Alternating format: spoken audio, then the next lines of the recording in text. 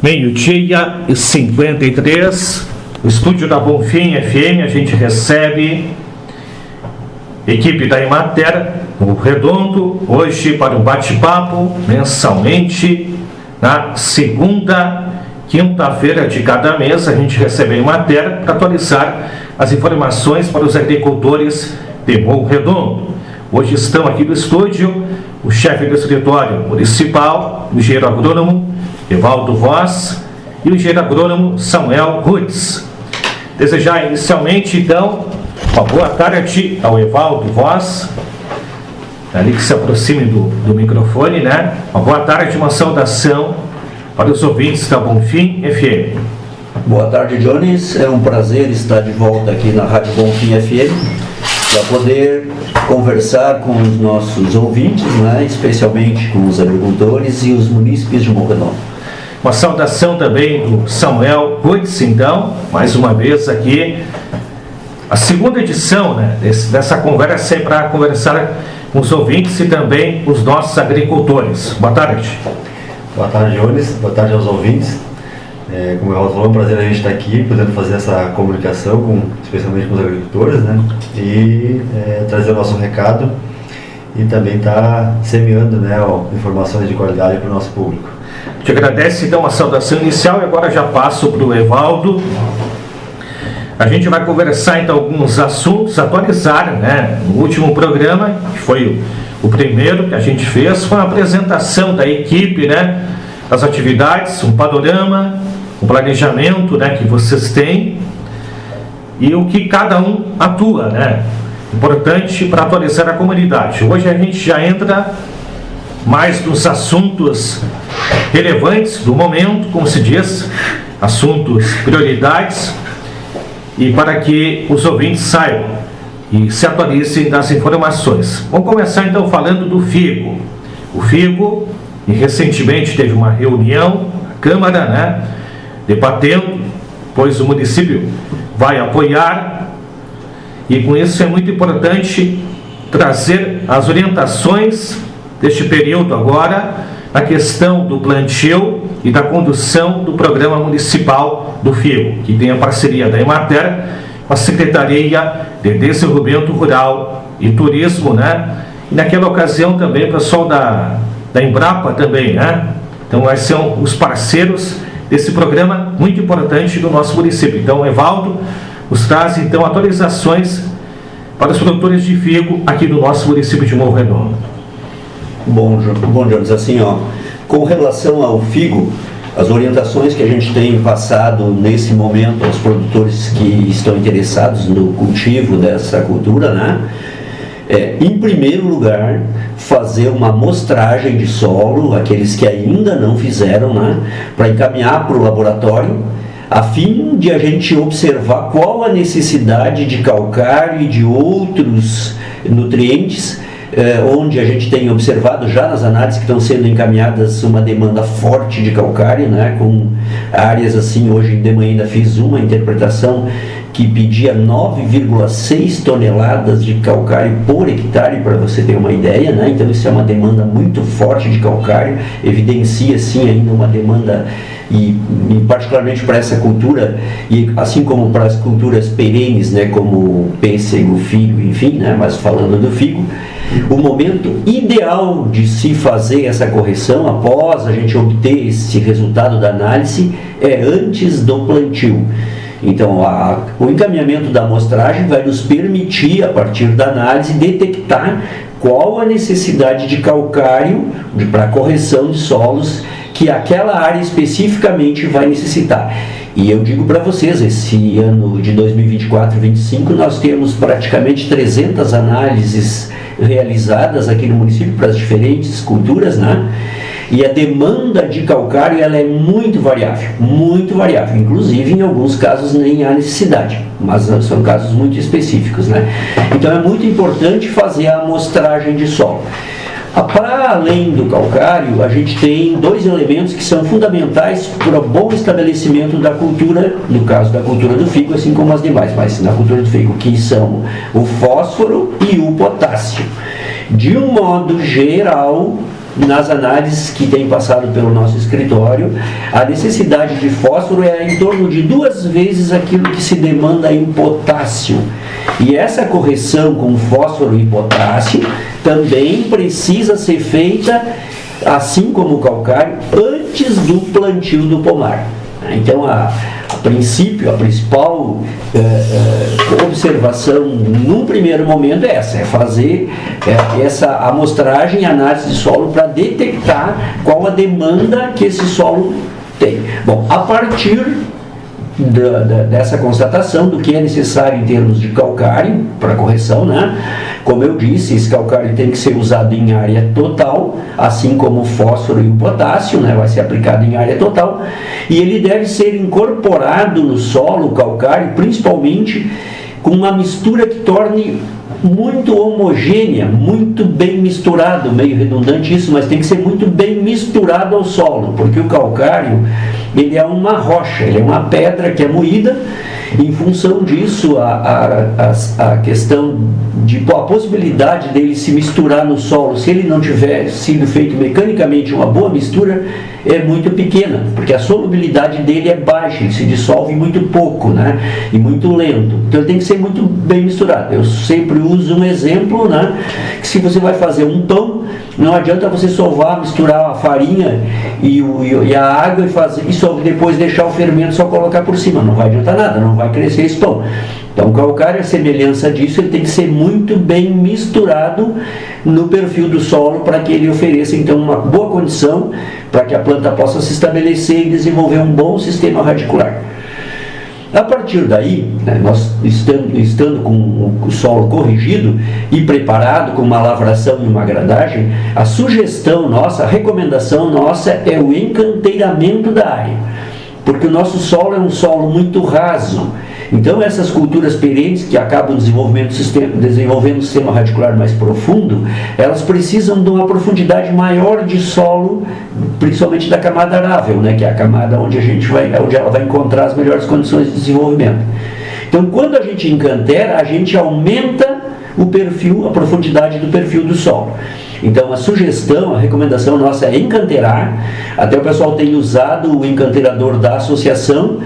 E aí uma das coisas que a gente tem observado é que quando a gente faz 3 canteiros seguidos um do outro, fica 5 metros, em torno de 5 metros dos canteiros. Então a sugestão que eu tenho dado para os produtores é planta um canteiro com figo, deixa um canteiro no meio para plantar uma cultura rasteira e no outro canteiro retorna plantando figo. Inclusive os produtores têm aproveitado esse canteiro do meio para plantar batata doce, que é uma cultura que tem uma boa aceitação e uma boa procura também. Bom, a questão das mudas. As mudas, gente, assim, nós precisamos ter uma garantia de que a muda que vai ser usada, ela seja uma muda de boa procedência. Pode ser feita pelo produtor? Claro que pode, mas desde que ele tenha um material bom e seja feito de maneira adequada. A compra de mudas de terceiros com origem desconhecida, principalmente quando elas vêm com terra, mudas que vêm, não são mudas de raízes nuas, mudas que vêm com terra, o risco de trazer patógenos é muito grande. A gente tem um problema sério de nematóides no figo. E a transmissão dos nematóides, que são os vermezinhos de solo, ele se dá através de um solo contaminado e de uma muda que acaba sendo contaminada, passando para um solo que não tem essa contaminação. Então assim, Jones, no estabelecimento da cultura, eu faria essas observações principalmente. Quanto à condução de pomares que já estão estabelecidos, agora no mês de agosto é um período ideal da poda desses pomares. E uma boa poda dos pomares, a gente faz ela deixando em torno de 2 gemas. Então é uma poda bem drástica, né? O figo ele solicita, vamos dizer assim, né? Ele requer uma poda bem drástica, uma poda com 2 gemas, né? Posteriormente vai fazer as adubações conforme as recomendações, e um dado muito importante também nos nossos pomares é o plantio de planta de cobertura, principalmente a aveia, para manter o solo coberto. Então, Jones, assim, a grosso modo, no figo, neste primeiro momento, eu deixaria isso como recomendação. Importante, então, essa fala, né, essa parte do figo aí. Você quer complementar, Samuel? Eu queria reforçar um pouquinho, porque na nossa experiência de campo, a gente acompanhou alguns pomares de figo e viu que essa questão da adubação, não só do figo, nas culturas em geral, mas a adubação ela é fundamental para todas as culturas, mas o figo ela se destaca porque é uma cultura que produz o fruto, aquilo que a gente vai produzir e vender no ramo do ano. Então, qualquer coisa que aconteça naquela safra, ela influencia numa boa produção ou numa má produção. E no caso do estabelecimento da cultura, desde o início, então, o desenvolvimento de uma planta boa, sadia, com potencial produtivo. Então, não adianta fazer economia nesse momento, tem que aplicar os insumos que a análise de solo requer, porque isso vai dar um resultado no pomar bem instalado e produtivo. E somado com isso, a possibilidade que os produtores tiverem de fazer a irrigação, porque a gente vai fazer assim, a correção do solo com o calcário, vai colocar o fósforo, coloca o potássio, mas esses nutrientes eles não acontece nada com eles se não tiver água para transmitir isso para a planta. Então a gente tem a cultura ali, fez todo o manejo, mas numa estiagem, numa seca, ela acaba que os nutrientes não são absorvidos pela planta e a gente não tem o desenvolvimento. Então a irrigação, principalmente a mais preconizada é por gotejamento, o pessoal fazer assim, os seus projetos e implementar essa irrigação. No ano que está seco, irriga para complementar para fazer a produção, e no ano que está mais chuvoso, tem uns períodos ali que diminui um pouco a disponibilidade de água, faz a irrigação da mesma forma e aumenta a produtividade. Então são duas coisas bem importantes que eu gostaria de reforçar, porque disso depende o sucesso da lavoura. É uma cultura bem cuidada, ela dá um resultado bastante interessante. Figo, seriam essas as informações, e a gente agora entra também no outro ponto das agroindústrias.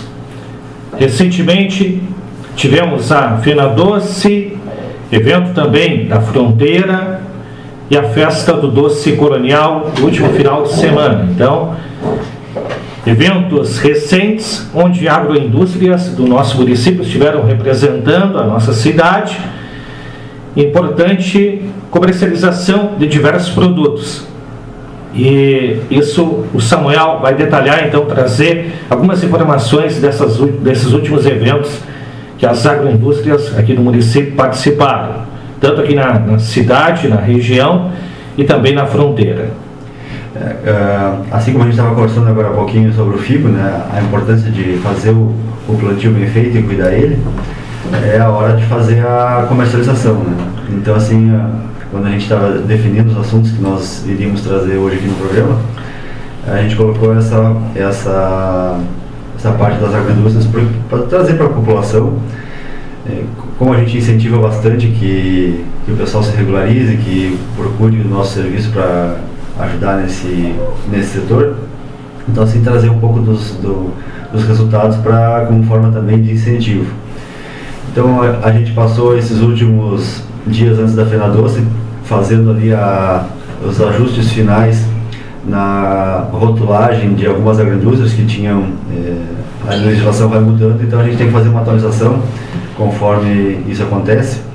Então a gente fez a adequação junto com o Serviço de Inspeção Municipal da rotulagem, né, atendendo a legislação, e os rótulos ficaram bem bonitos, né, que a venda também começa por isso, né, uma embalagem bonita, um produto de qualidade, claro, mas um rótulo bonito, bem apresentado, com todas as informações necessárias.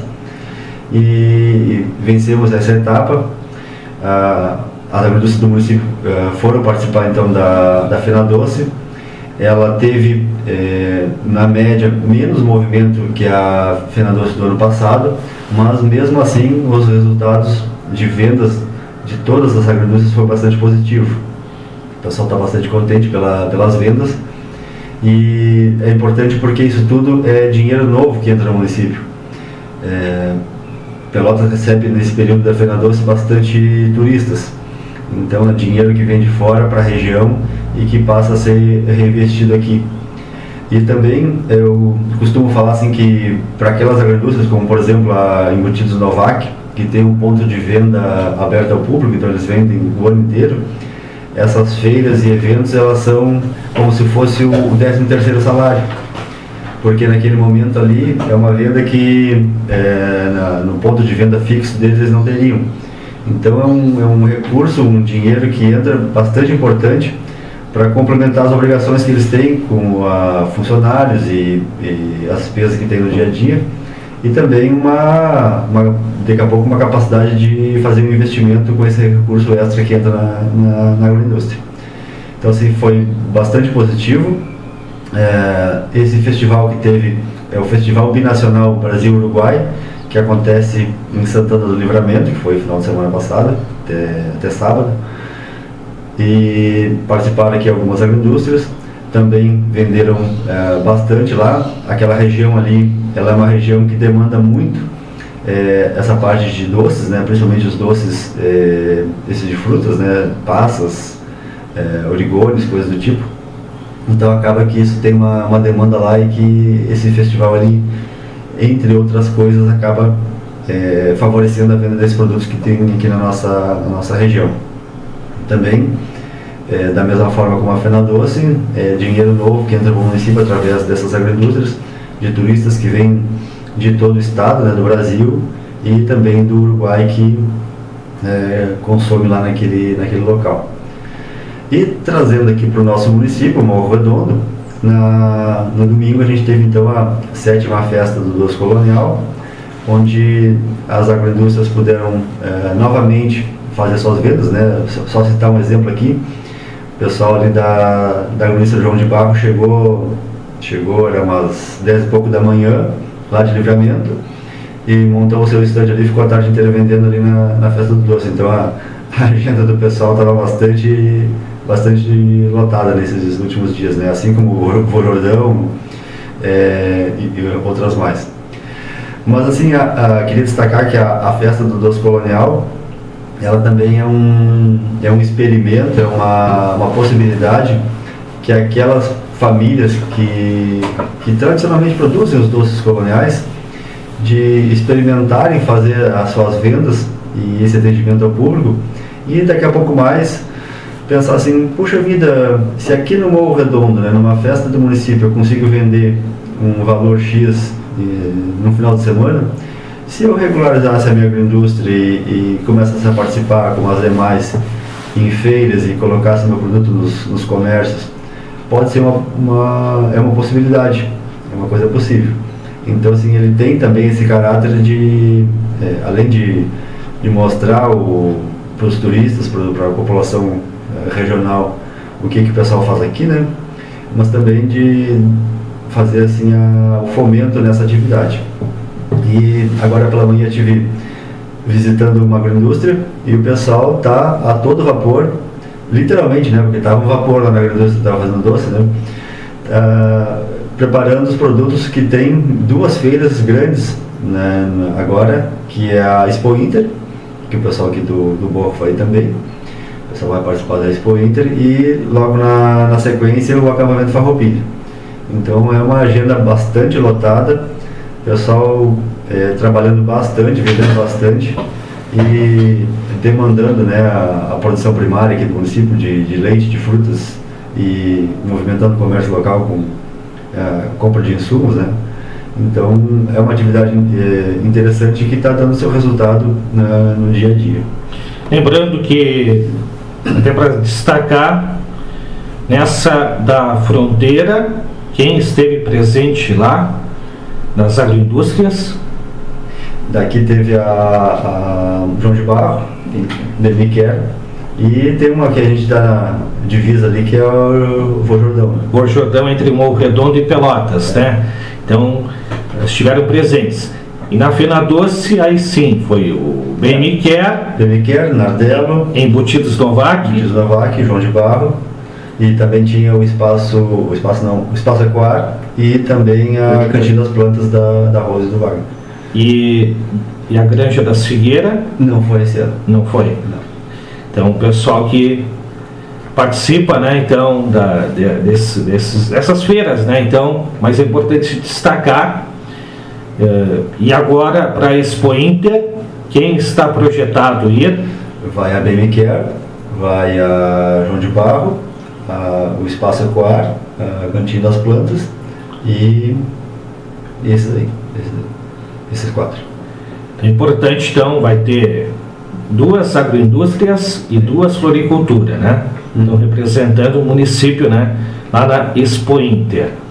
E acampamento Farroupilha, que você comentou, João de Barro vai estar presente. Sim. Isso ali naqueles dias da Semana Farroupilha. Então, é importante, né? Isso lá, Porto Alegre, né? Então, Porto Alegre, então, acampamento Farroupilha. Desta parte das agroindústrias, seriam essas as informações? Eu achei importante trazer isso porque trazer um retorno assim esse trabalho, a gente semeia, né, e chega a hora de fazer a colheita, né?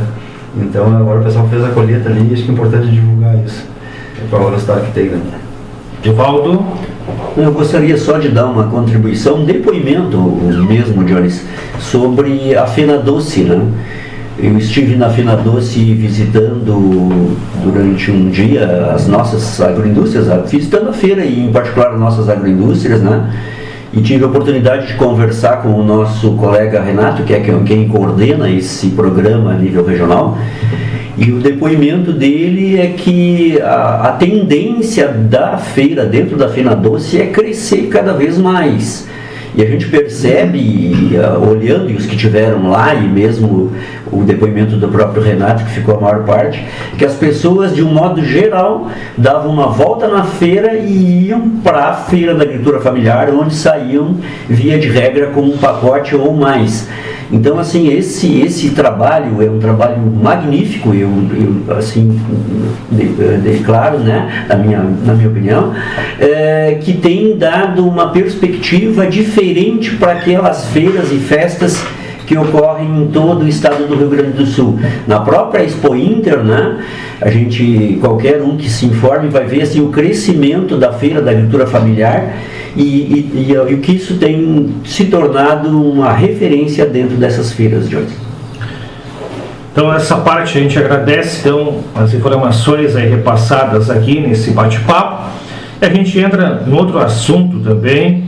Já estamos aí na metade praticamente de agosto e a gente está vendo um inverno com dias mais frios e não está tendo muita chuva, e a gente está vendo aí florido, cor-de-rosa, os pomares de pêssego, e o Evaldo vai nos atualizar nesse momento como está sendo visto pela Emater o cenário visando a próxima safra, e neste período, né, as recomendações, onde está tendo o frio, poucos dias quentes e poucos dias com chuva.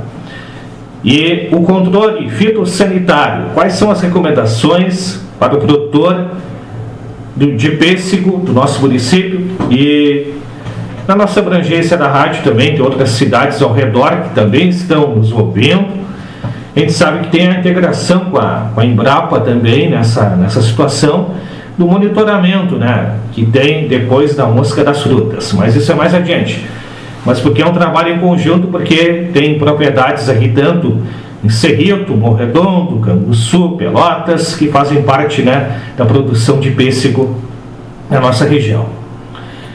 Bom, Jones, assim, uns detalhes que eu acho importante a gente observar com relação à cultura do pêssego, pela importância dessa cultura regional e em particular no nosso município, né? A gente atualizou o nosso censo frutícola e agora neste ano e fizemos uma retomada da quantificação dos nossos pomares. Nós estamos com 450 hectares de pomar de pêssego no município. Isso, os nossos pomares têm uma produtividade média em ano normal de 15 toneladas por hectare. Então, fazendo esse cálculo assim do volume de produção, né, vezes o preço médio de R$ 2,00, R$ 2,50, talvez até um pouco mais do que isso em alguns casos, né, você vai entender a dimensão que tem esse mercado para a região e para o Morro Redondo, e um mercado que é assim majoritariamente ocupado por pequenos produtores da agricultura familiar. Bom, com relação à safra especificamente do pêssego, alguma coisa que eu assim destacaria é que este ano, de forma assim diferente do que ocorreu nos últimos anos, a gente teve um registro de horas de frio muito superior ao que se tinha até esse prazo, né? Assim, só para terem uma ideia, né, os registros de hora de frio aqui na região da Cascata, eles são centenários.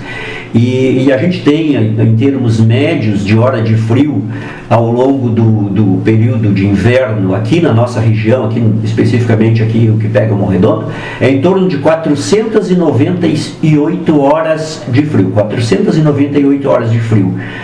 Até agora, nós já temos mais de 400 horas de frio desde que começou o inverno, e o mês de agosto ainda está pela metade, a gente tem um pouco de setembro que também historicamente tem frio.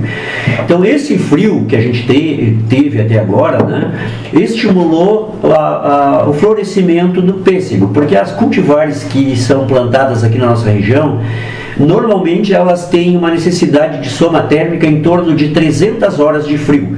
Quando se fala em frio para pêssego, é frio abaixo de 7,2 graus Celsius, certo, Jones?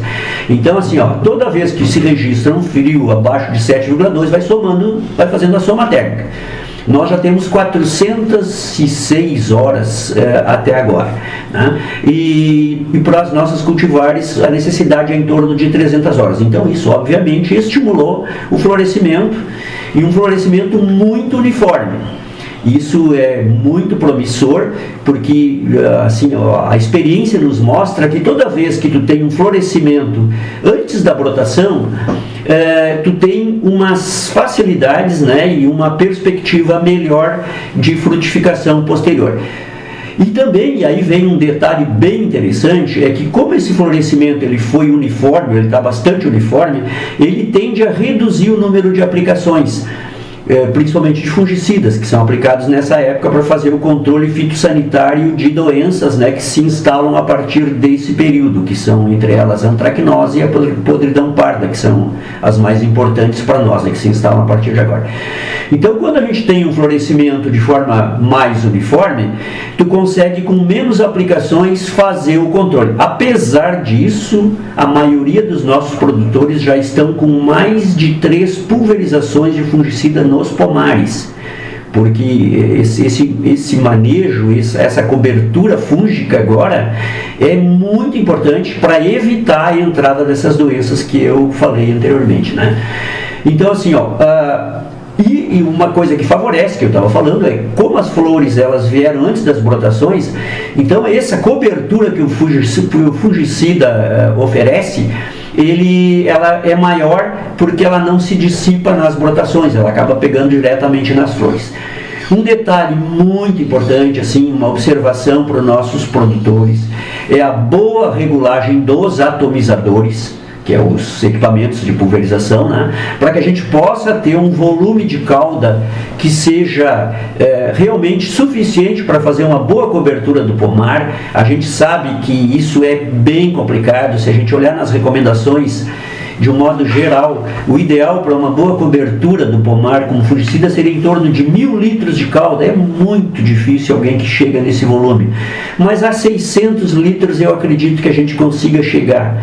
Então, a gente conseguir aplicar um volume dessa natureza, nós vamos estar dando uma boa cobertura nas flores e posteriormente tendo uma melhor condição de frutificação.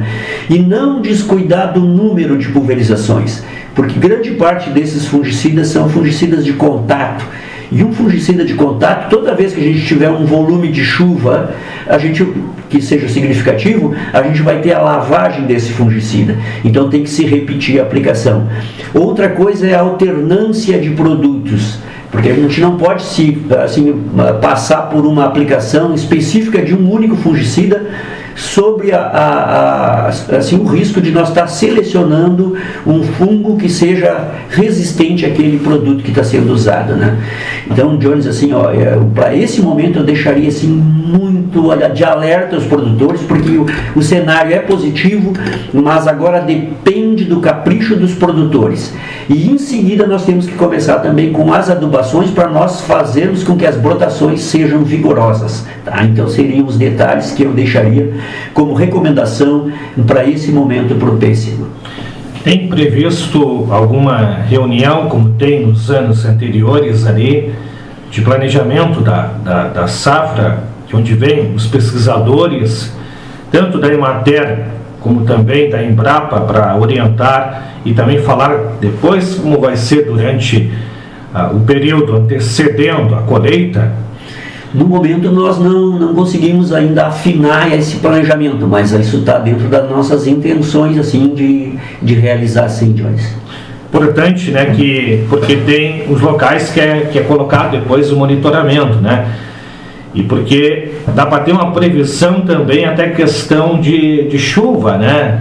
De mais adiante como é que vai ser uma previsão do clima também, porque eu não sei se tem algum dado inicial que vocês têm observado assim de projeções, por exemplo, agora durante o final do inverno, nesse último mês que vai ter para frente, e também da primavera, tipo chuva. Evaldo, tem algum dado assim se vamos ter chuva menor da média ou não, ou dentro do padrão? É difícil fazer essa previsão, sabe, Jones? Assim, eu não tenho esse dado preciso, mas a gente vai observando. Nós temos registros de precipitação desde 1989 no escritório, que a gente acompanha, né, as chuvas, e tem isso tudo registrado. E uma coisa que causa uma preocupação na gente é que durante os meses de julho e o mês de agosto, neste ano, assim, a semelhança do que já ocorreu em anos anteriores, mas neste ano nós tivemos fenômenos que se assemelham a trombas d'água. O que ocorre? Nós temos períodos longos sem chuva, 15, 20 dias, 25 dias sem chuva, e às vezes num período de 24 horas a gente tem um volume muito intenso de chuva. Então, para além da questão de uma possibilidade de a gente ter uma primavera chuvosa, porque a gente vem num inverno não tão chuvoso, né? Quer dizer, a gente tem um represamento de chuva que pode ser que a primavera depois se torne chuvosa, é uma perspectiva, né? Para além disso, a gente tem que se preocupar com as intensidades da chuva. Então, principalmente nesses pomares, Jones, que estão sendo plantados agora, pomares novos ou reposição de pomares, é muito importante manter a cobertura de solo, porque se a gente não tiver uma boa cobertura de solo, a chance da gente ter erosão dentro dos pomares é muito grande, por causa do volume de chuva que ocorre num curto espaço de tempo. Seria então essa informação da parte do pêssego, né? Então, e certamente quando tiver novidades, a gente também vai estar atualizando os ouvintes. E nos próximos programas vai ser um assunto que vai estar sempre em destaque. E o programa de correção de solo seria o último assunto, né? Para a gente poder conversar. E aí deixa uma fala, né, das atualizações do programa de correção do solo, tanto do Evaldo como também do Samuel, um assunto também em destaque. Bom, com relação ao programa de correção do solo, assim, isso é um programa que tem 15 anos de vida, né, no município de Morredondo, e me parece assim que tem uma vida longa ainda até que a gente consiga chegar numa situação boa com relação à questão de correção de solos, né? O que está acontecendo no momento? A gente reabriu as inscrições, né, que estão abertas ainda até o final desse mês, quando a gente vai ter uma nova reunião do Conselho e vai definir mais um certo número de beneficiários. E para inscrição, os produtores precisam necessariamente encaminhar as amostragens de solo para que se faça a análise. E isso é uma repetição do que se falou antes na questão do figo, né? A gente não abre mão, é um requisito, é um pré-requisito do programa a análise de solo, porque, como eu disse lá quando eu falei do FIGO, nós temos uma situação de uma variabilidade muito grande em termos de necessidade de correção de solos. Nós temos solos alguns solos, poucos, que não precisam de correção e outros que demandam de 1 tonelada até 14 toneladas por hectare. Então isso é uma variação muito grande. Isso somente quem pode nos dar essa dimensão é uma análise de solo a partir de uma amostragem de solo muito bem feita, onde a gente recomenda que o produtor, para fazer a sua amostragem, ele procure tirar uma amostra de uma profundidade da superfície do solo, né, de 0, né, até 20 centímetros de profundidade, coletando uma fatia de solo de 0 a 20 em diferentes locais da lavoura que ele pretende corrigir, misturando bem misturado essas amostras, né? E a partir dessa mistura retirar 0,5 quilo para encaminhar para o laboratório, sempre não esquecendo que toda a ferramenta e balde que vai ser usada para manipular a terra tem que ser bem limpo para não contaminar a amostra, né? E de preferência, no caso do balde, que seja um balde de plástico, né? A gente tem assim as visitas do pessoal do laboratório, quem nos assessora, o laboratório base lá de Silveira Martins, da região de Santa Maria, que é um laboratório de referência do Sistema Rolas, né? E eles sempre, às quintas-feiras pela manhã, o laboratório vem buscar as amostragens aqui no escritório. Obviamente que essas amostragens são pagas, né? A amostragem geral que se usa, embora existam outras, ela custa R$ 57,50, é pago para o laboratório. No momento da entrega da terra da amostra, a gente já recolhe o dinheiro do interessado para repassar para o laboratório. Bom, a partir dessa análise, o produtor vai definir a área que ele pretende corrigir. E a definição da área, o Conselho nos autorizou a delimitar num tamanho máximo de 5 hectares. Para quê? Para que nós tenhamos uma amostra, uma análise que seja mais representativa, porque quanto menor a área amostrada, mais representativa vai ser a análise. Então, a 5 hectares a gente definiu nesse momento como um tamanho, até 5 hectares, digamos assim, como um tamanho ideal para a gente ter uma análise bem representativa, né? A partir, então, dessa informação, o produtor vai procurar o escritório, vai se inscrever, vai, com auxílio dos nossos colegas, vai definir a área, vai mapear a área para a gente poder acompanhar posteriormente aonde foi colocado aquele calcário e, à medida do possível, os financiadores, os agentes financiadores que vão colocando recurso no programa, né, vão oferecendo a possibilidade de atender essa demanda que eu te digo, Jones, assim, que é uma demanda muito grande. Nós temos um represamento muito grande, a gente tem uma demanda muito grande ainda por calcário e assim, olha, a gente vai levar um bom tempo aí para a gente conseguir atender tudo aquilo que a gente tem de inscrições no programa, mas isso deve servir como um estímulo, né, para quem estiver procurando. E uma coisa assim que eu gostaria de deixar também, né, Jones, a semelhança do que o Samuel fez com as agroindústrias, né, é deixar os resultados desse programa, né, porque eu estou há 21 anos trabalhando aqui no escritório municipal. E um dado assim que eu não me canso de repetir: a nossa produtividade média de milho em 2004 era 40 sacos por hectare, 2.400 quilos por hectare, 40 sacos de milho. Hoje, a nossa produtividade média de milho já supera os 70 sacos por hectare, sendo que a grande maioria dos produtores estão com uma produtividade acima de 6.000 quilos. E uma das coisas que ajudou, que auxiliou, obviamente que não é isolada, mas que fez com que isso acontecesse, é o programa de correção de solos. A semelhança também do pêssego, a nossa produção de pêssego no ano de 2004 era 7.000 quilos por hectare. Isso pode ser comprovado em qualquer publicação do IBGE. Eram 7.000 quilos por hectare. Hoje, a nossa produtividade do pêssego já ultrapassa as 15 toneladas por hectare. E uma das coisas que se fez assim com muita propriedade nesses últimos anos foi corrigindo essas áreas de implantação de novos pomares e mesmo as áreas de pomares estabelecidos. Só reforça até que dia o pessoal tem que fazer esse processo aí dessa questão do programa de correção do solo, a questão das amostras e o que é a data assim para vocês, até para reforçar só essa parte das datas? Nós conversamos com o Thiago, que é o nosso presidente do Conselho Municipal, Thiago Tucani, ao qual eu agradeço e mando um abraço, né, nosso parceiro de longa data e muito importante para todo esse processo, né?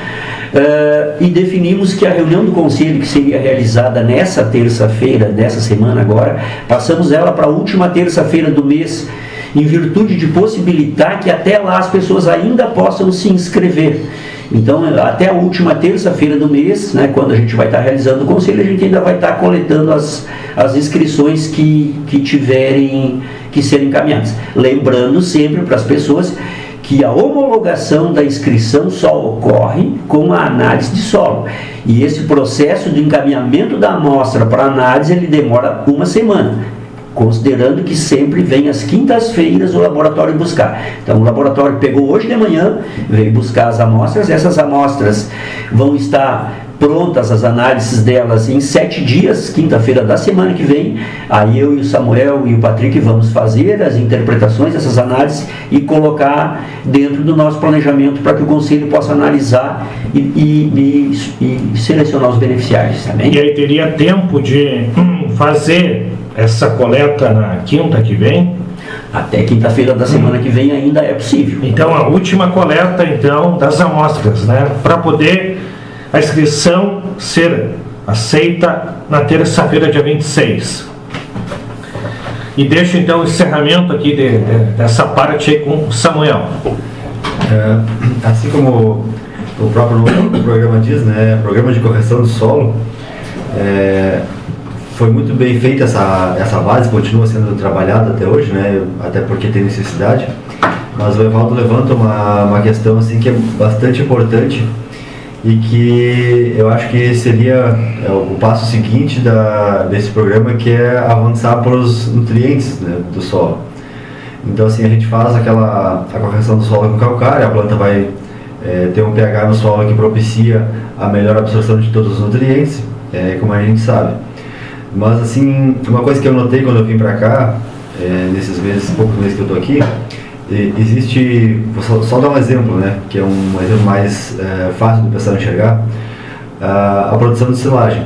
Tem muita silagem para tudo que é lado. O pessoal tem silo torta, estão ensacando silagem, vendendo silagem, usando seus confinamentos no seu gado de leite. E isso é uma atividade que ela extrai muito nutriente do solo. Então, quando a gente recebe as amostras de solo, a gente vê isso pela amostra. Que principalmente o pessoal do leite ali e quem tem essa produção de milho para silagem, a demanda pelos nutrientes, principalmente fósforo, potássio e nitrogênio, que são os demandados em maior quantidade, ela é bastante grande. Então é preciso ter uma atenção para isso. Eu gostaria de destacar isso, que o calcário sim é uma parte importante, mas a gente vai precisar avançar para essa outra questão dos nutrientes, porque é fundamental. Ou é isso, ou a produtividade vai diminuir ano a ano e a gente não vai conseguir manter as nossas produtividades e vai empobrecer o nosso solo. Então acho que é importante, quando o produtor vai lá, faz a amostra de solo, recebe o seu laudo, ali já diz também para aquela cultura que ele pretende plantar qual é a adubação necessária. Então que coloque atenção naquilo ali. E que de preferência, aqui não vi ainda, mas a gente, principalmente o pessoal da soja que faz os pacotes com as cerealistas, muitas vezes o pessoal já comprou o adubo e não sabe qual é a forma mais apropriada para o seu solo. Então assim, para fazer a aquisição dos insumos, após saber o que seu solo está necessitando de fato. Quero agradecer então a vinda do Evaldo, também do Samuel, e a gente então vai voltar a conversar, agora conferindo aqui pelo calendário, seria no dia 11 de setembro, isso então, 11 de setembro, lembrando que não está presente aqui a Neiva e nem o Patrick, tem os seus compromissos. Isso vai depender, mensalmente, dependendo da agenda, alguma vez pode acontecer do Evaldo, do Samuel não poder estar presente, né? Então a gente, pelo menos, alguém vem e fala, né, das atividades, né, do planejamento de vocês. Alguns assuntos que a gente falou e mês a mês vai se mudando. Algum assunto às vezes é comentado novamente, mas outros novos vão surgindo conforme a época do ano. Esse é o nosso interesse, nosso objetivo, né, de atualizar o produtor rural sobre diversas informações que vocês repassam ou em reuniões aqui na cidade, ou em visitas às propriedades, ou lá no próprio escritório da Emater, né? Então fica o recado. E deixo então o recado final aí. Ia sugerir também que os ouvintes pudessem mandar. A gente está sempre disponível, principalmente sobre agendamento, né, no escritório municipal, para atender as demandas das famílias. Mas se o pessoal achar interessante também demandar aqui para o Jones, através dos canais da rádio, temas.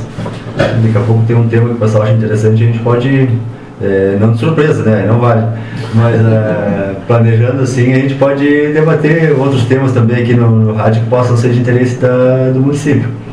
E eu já agradeço então a oportunidade de estar aqui, e a gente vai construindo aí um trabalho de assistência técnica e extensão rural junto com a comunicação aqui. Agradeço o espaço. Agradeço então Samuel e Evaldo aí. Valeu a oportunidade, né? Falei contigo ontem, né, para confirmar, e você conseguiu, né? Você e o Samuel vir aqui e atualizar os ouvintes sobre diversos assuntos aí, e dando um panorama também do cenário, projetando mais adiante também. Obrigado, Jones, obrigado pela parceria que você sempre teve conosco na Rádio Bonfim FM, e agradecemos então o espaço e até a próxima. Então a gente agradece então o encerramento do programa, então esse bate-papo com a Emater na Bonfim FM.